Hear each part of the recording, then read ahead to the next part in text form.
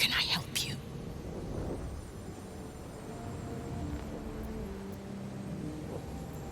What would you like to know?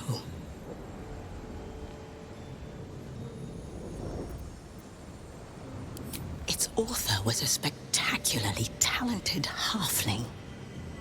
She was, allegedly, able to establish contact with members of the Seelie court. Can you even imagine what wonders the Fey Pantheon might have revealed? Incredible.